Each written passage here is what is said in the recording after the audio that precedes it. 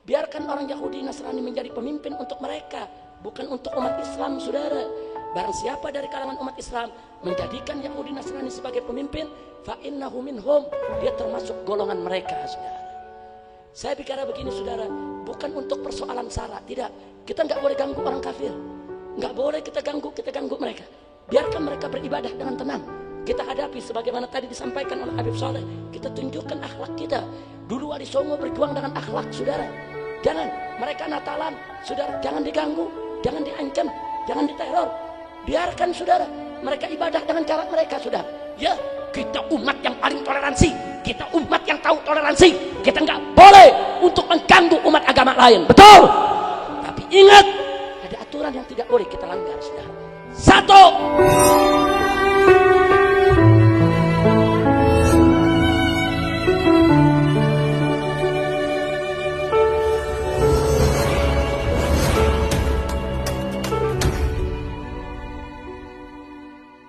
saya boleh berpesan kepada masyarakat Solo, boleh berpesan kepada semua saudara, tanpa mengingin untuk menyentuh persoalan sara. Saya hanya ingin ingatkan, tolong saudara, dari Sabang sampai Merauke, saudara, ini negara mayoritas Islam, ini negara mayoritas Ahlus Sunnah wal Jamaah. Kita ini wajib berpegang kepada Al-Quran dan As-Sunnah. Saya minta tolong, yang pertama, kalau milih pemimpin dari tingkat pusat sampai ke daerah, carilah pemimpin yang beriman, bertakwa kepada Allah. Betul? Betul? Maka itu kepada para politisi, calon-calon pemimpin umat, tolong jadi orang baik. Jangan Muslim jadi pemimpin korupsi, Muslim jadi pemimpin, saudara, tidak adil. Akhirnya sekarang orang awam bilang apa? Mendingan kalau gitu pemimpin kafir asal jujur daripada Muslim korup. Ini bahaya, ini kalimat, saudara. Enggak betul, saudara. Ya, pemimpin Muslim tidak boleh korup. Wajib bertakwa, wajib soleh, wajib beriman, saudara.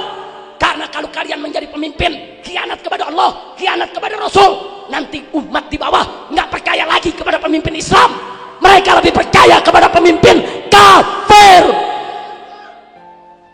Jadi pemimpin yang adil, saudara. Tapi masyarakat juga saya nasihati, jangan sekali-kali mengatakan lebih baik punya pemimpin kafir asal jujur daripada pemimpin Muslim tapi korup. Saudara, ini pernyataan penyesatan umat, pendangkalan akidah, pembodohan rakyat. Saya bisa buktikan, saudara. Satu, kalau dia katakan begitu, saudara, itu seolah-olah dia memberikan kesan semua orang Islam gak ada yang becus jadi pemimpin. Siapa bilang? Saya tanya, orang Islam yang baik ada tidak? Pemimpin Islam yang bagus ada tidak? Yang adil ada tidak? Yang jujur ada tidak? Enaknya dia ngomong lebih baik pemimpin kafir asal jujur daripada pemimpin Muslim korup. Seolah-olah pemimpin Muslim korup semua. Sudah, saya mau tanya, pemimpin kafir yang korup ada gak? Ayo jawab yang kompak, ada tidak? Ada tidak? Nah, kenapa ungkapannya nggak dibalik? Saya tantang mereka, saudara. Mereka bicara begitu karena benci Islam, ingin menipu umat. Kalau mereka jujur, kenapa tidak dibalik? Lebih baik punya pemimpin Islam dan jujur daripada punya pemimpin kafir dan korup. Udah kafir, korup lagi. Betul? Betul? Kenapa nggak dibalik, saudara? Dan yang berikutnya, saudara, kalau bikin perbandingan apple to apple yang seimbang, saudara. Saya kasih contoh, saudara.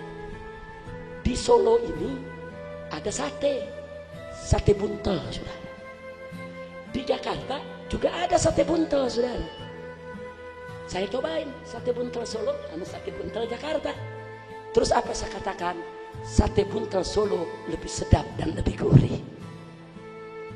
Ini namanya perbandingan adil. Sate dengan sate, buntel sama buntel, seimbang. Kira-kira jelas gak? Jelas gak?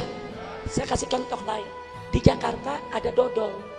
Di kota Garut, Jawa Barat ada dodol juga, saudara. Saya cobain. Terus apa saya katakan? dodol Garut lebih gurih dan lebih manis daripada dodol Jakarta. Itu namanya perbandingan sehat, seimbang.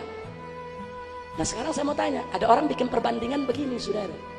Dia mau bandingin saudara antara tai kucing sama tai kotok. Saudara, saya mau tanya, maaf, kotoran kucing bau gak? Tai kotok bau gak? Nah cuman dia ngawur. Nah, sekarang dia bikin apa? Apa dia katakan? Tai kucing, saudara, lebih menyengat baunya daripada tai kotok. Betul?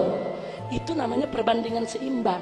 Dodol ketemu dodol, sate ketemu sate, tai ketemu tai. Nah sekarang ada anak muda ngomong begini saudara. Apa dia bilang saudara? Dia katakan sate buntel di Solo lebih sedap daripada tai kucing. Saya tanya ngawur gak? Jujur jawab, ngawur gak?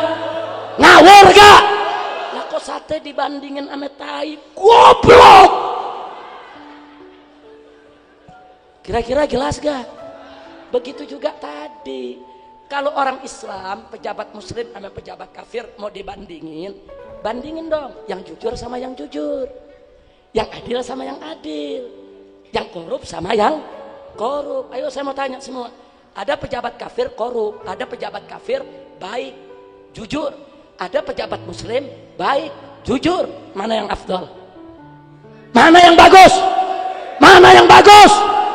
Muslim saudara.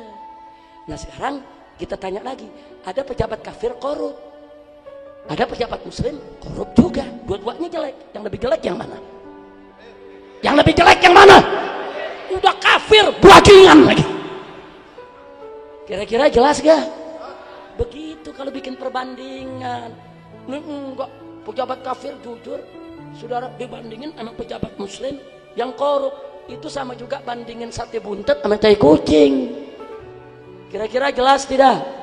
Paham tidak?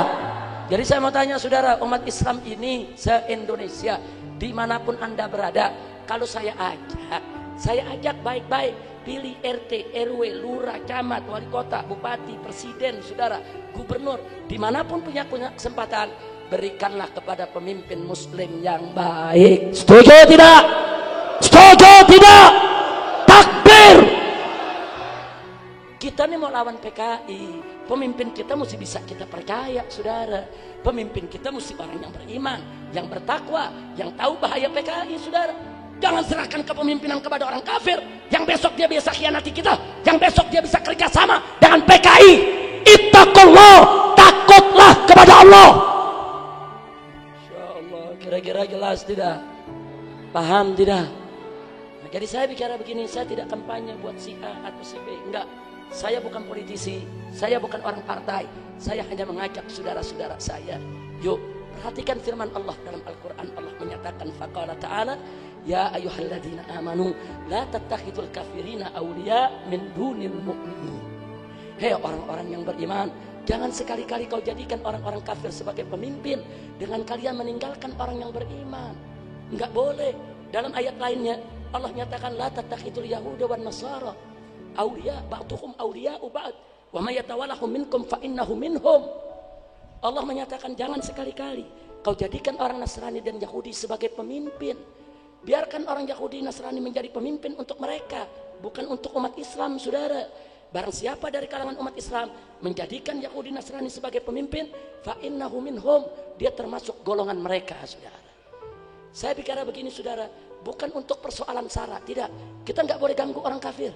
Nggak boleh kita ganggu mereka. Biarkan mereka beribadah dengan tenang. Kita hadapi sebagaimana tadi disampaikan oleh Habib Soleh. Kita tunjukkan akhlak kita. Dulu Wali Songo berjuang dengan akhlak, saudara. Jangan mereka Natalan, saudara. Jangan diganggu, jangan diancam, jangan diteror. Biarkan saudara mereka ibadah dengan cara mereka, saudara. Ya, kita umat yang paling toleransi.